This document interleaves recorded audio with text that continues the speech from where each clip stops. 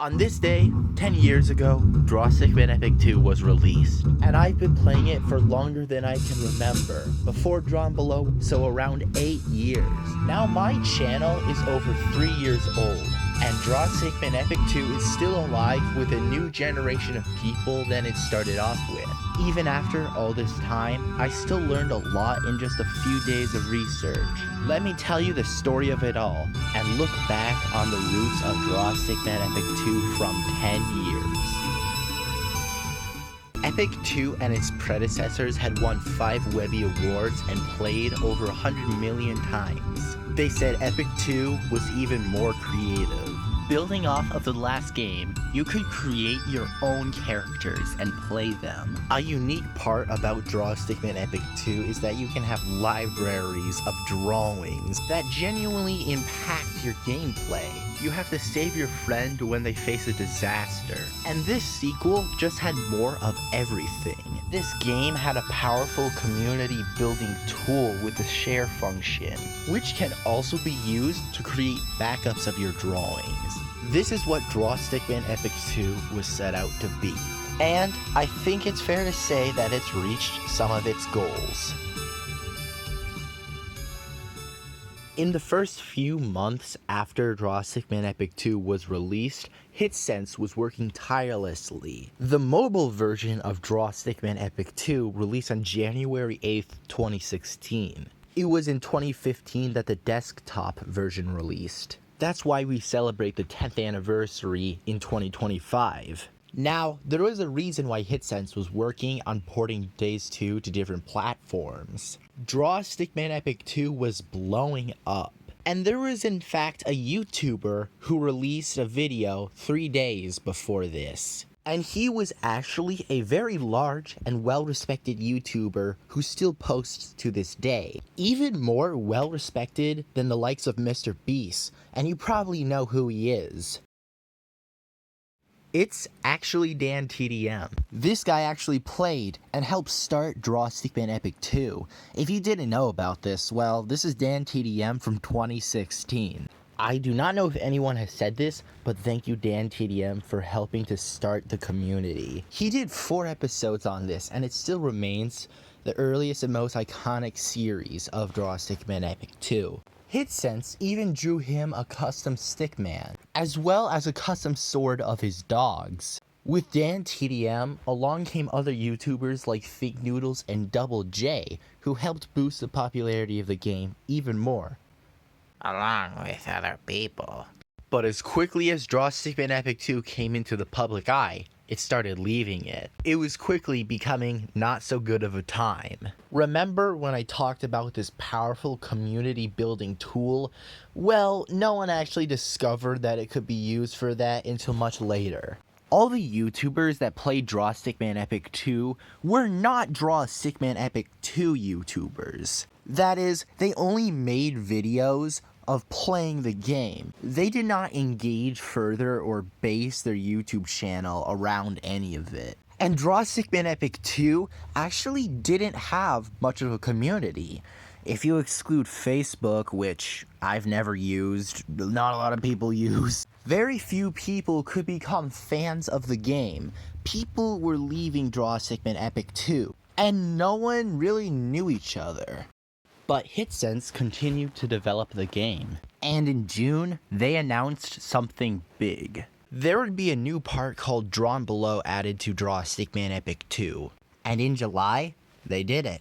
It was nothing like the Drawst Stickman series had ever seen, and nothing like it has been seen since. You fell into an underground labyrinth. In Drawn Below, there was no dialogue whatsoever. It was more combat-based and open world than the main game, and its impact cannot be understated. It helps keep the game alive even today. However, Drawn Below did not bring back the YouTubers that left, and Drawst Stickman Epic 2 was just a simple trend in the eyes of the public.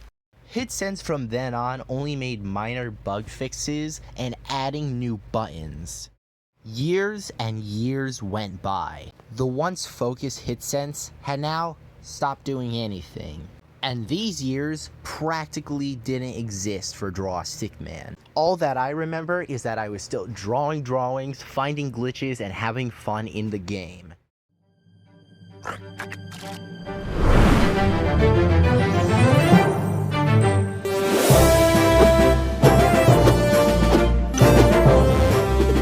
HitSense released a whole new game, and along with it, they created a Discord server. It says community right there. They did it.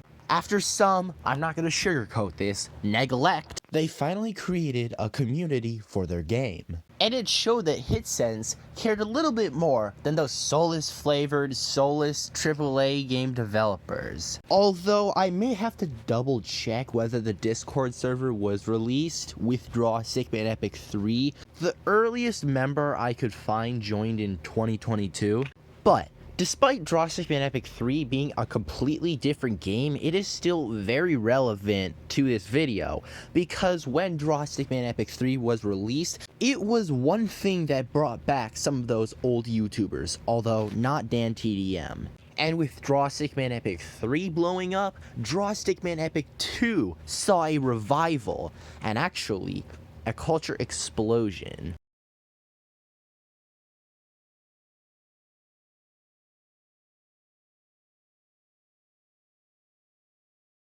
Today, you see Drawst, Stickman Epic 2 YouTubers like any other, but back then, they were the first, and it just so happens that their first videos came shortly after the release of Drawst, Stickman Epic 3.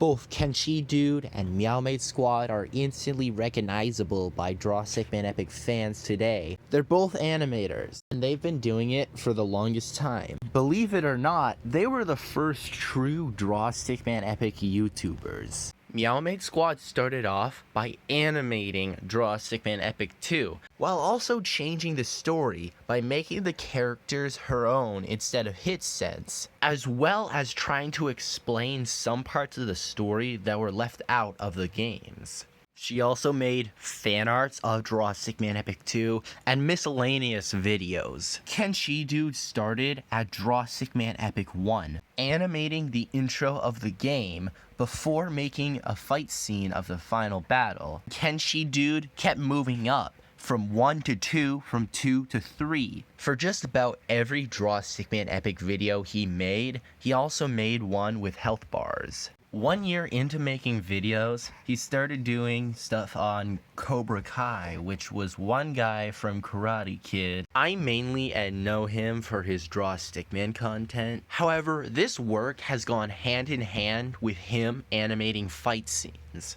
I have watched the first 2 Karate Kid movies though, and they were really good. But I think what he is most known for is during the second year of his channel, he made a Drawst, Stickman Epic 4 series, extending the storyline of Drawst, Stickman Epic 2. He didn't stop there, he kept moving up. He moved to 5, with many plans to keep continuing. These 2 YouTubers eventually started to work together. Meowmate Squad made reanimations of Kenshi Dudes, becoming good friends.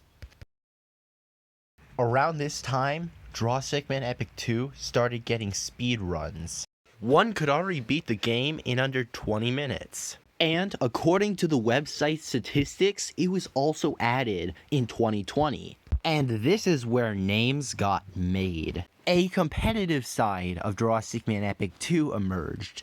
And the history of this could have an entire video on its own, with an overall 353 runs and 47 people. This is a long story. Here are the important parts. You would have leaderboards where your speedruns could be seen by all, but to prevent cheating, any run had to be verified by a person before going up onto the leaderboard. And at the start, there was Spin Switskin and Deadshot YouTube. And the speedrun that people first saw upon entering the website was categorized by beating the game using any means you can. It was called Any % Bad Ending Glitched. So this run being on the front page made it the most targeted. One of the moderators submitted the first run on April 16th, 2020.